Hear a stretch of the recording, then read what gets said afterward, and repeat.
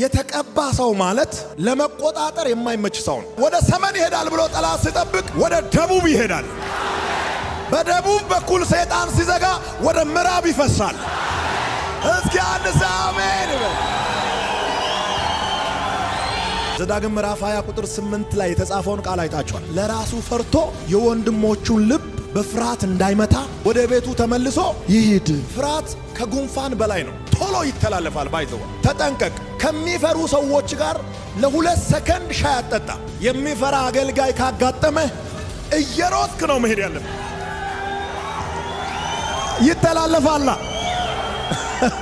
ይተላለፋል። ሰይጣን ለክቶ በሚሰጠው ፍጥነት አትሄድም። ሰዎች ለክቶ በሰጡት ፍጥነት አትሄድም። እግዚአብሔር በፈቀደልህ ፍጥነት ልክ ትሄዳለህ። ፍጥነታችሁን ማንም አይቆጣጠርም።